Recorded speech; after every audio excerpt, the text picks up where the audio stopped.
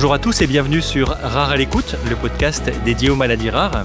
Chez Rare à l'écoute, nous avons choisi de donner la parole aux filières de santé maladies rares, des acteurs essentiels de la prise en charge des patients en France, pour mieux comprendre leur organisation, leur mission et leur impact sur le parcours de soins.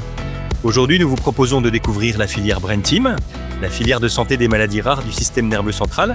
Et pour en parler, nous avons le plaisir d'accueillir le professeur Christophe Verny. Bonjour professeur Verny. Bonjour et merci à Rare à l'écoute d'accueillir Brain Team. Merci professeur Verny. Alors vous êtes neurologue, chef du service de neurologie et président de la commission médicale d'établissement du CHU d'Angers. Vous êtes coordonnateur des centres de référence neurogènes et maladies de Huntington et autres chorées d'Angers. Et en lien avec le sujet d'aujourd'hui, vous êtes l'animateur de la filière Brain Team. Alors pour débuter, professeur Verny, est-ce que vous pouvez nous présenter brièvement la filière Brain Team ? La filière Brain Team est une des 23 filières nationales de santé maladies rares et plus particulièrement une des 3 filières particulièrement consacrées aux maladies neurologiques. La particularité de Brain Team est de se consacrer à un grand nombre de maladies, mais qui a comme particularité de toucher le système nerveux central avec des troubles cognitifs, des troubles moteurs. Cette filière vient de fêter les 10 ans de sa première labellisation et vient récemment d'être relabellisée. Merci professeur Verny. Et comment est-ce qu'elle est organisée, la filière Brain Team ? Alors derrière l'animateur de la filière que j'ai souvent tendance à présenter comme une tête de gondole, les personnes sur lesquelles reposent réellement les filières en France sont les chefs de projet. La filière Brain Team étant une filière importante avec 43 centres de référence, plus d'une centaine de centres de compétences, nous avons 2 chefs de projet qui vraiment portent les missions et animent une équipe avec un certain nombre de collaborateurs qui ont des missions plus spécifiques. Je citerai par exemple une mission très particulière dans Brain Team autour des questions médico-sociales, mais également des chargés de projet sur la communication, sur tout ce qui tourne autour de l'accès aux médicaments, qui est toujours une problématique difficile dans le cadre des maladies rares, puis également des professionnels de santé transversaux pouvant apporter un éclairage, que ce soit en kinésithérapie, en psychologie, ainsi qu'un soutien à l'implémentation des bases nationales de données maladies rares.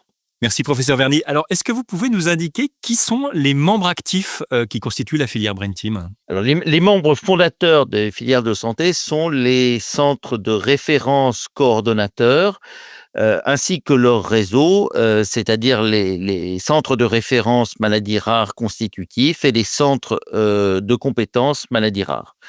Dans le champ des maladies rares, comme aujourd'hui d'ailleurs dans tous les champs de la médecine, mais peut-être plus particulièrement encore dans celui des maladies rares, les associations de patients ont un rôle tout particulier.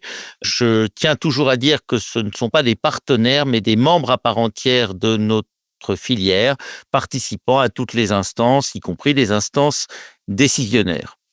Un autre élément extrêmement important dans les maladies rares sont les laboratoires, notamment les laboratoires de diagnostic qui sont étroitement associés aux activités de notre filière.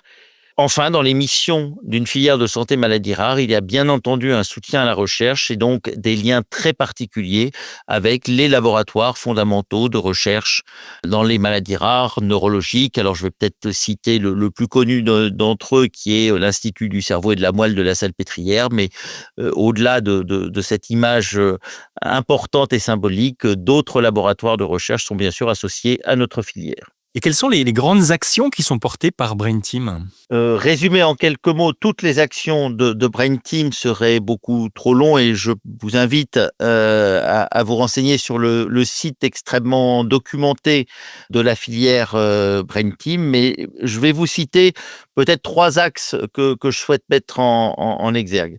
Le premier est la lutte contre l'errance diagnostique qui est un problème fondateur dans les maladies rares, avec une évolution extrêmement importante ces dernières années, qui est l'accès au diagnostic en génome à travers le plan France Médecine Génomique 2025, qui a été en partie mis en œuvre et rendu opérationnel par les actions de la filière auprès des centres de référence.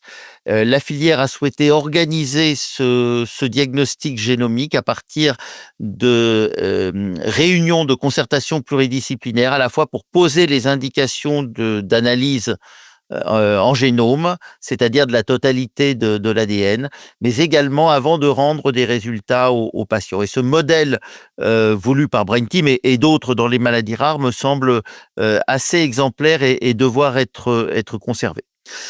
Un deuxième point important, et c'est une de nos spécificités, c'est l'implication des structures médico-sociales. Je n'en ai pas parlé tout à l'heure dans les partenaires de la filière, mais j'aurais dû. Nous associons toutes les structures, que ce soit des maisons d'accueil spécialisées, des femmes, aux travaux de la filière, avec un réseau animé par une chargée de projet spécifiquement dédiée à cette activité. C'est vraiment un point très fort de nos actions.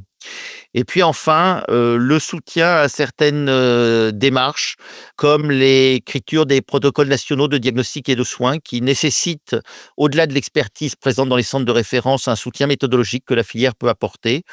Également dans la mise en place de programmes d'éducation thérapeutique, les fameux ETP, qui nécessitent un investissement important de la part des professionnels, souvent un petit peu difficile dans le cadre des maladies rares et pour lequel la filière, là encore, apporte un soutien logistique.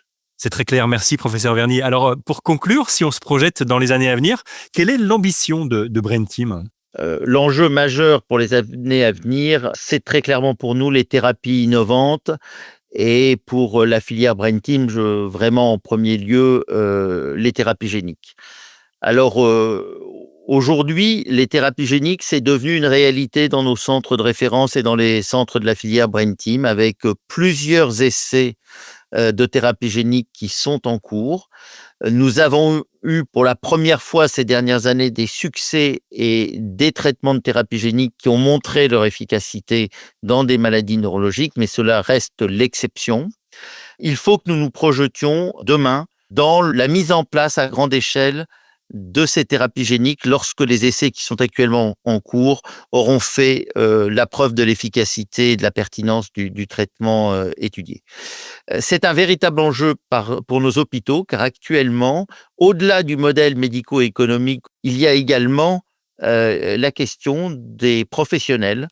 Administrer une thérapie génique demande une équipe pluriprofessionnelle extrêmement experte dans la maladie en question.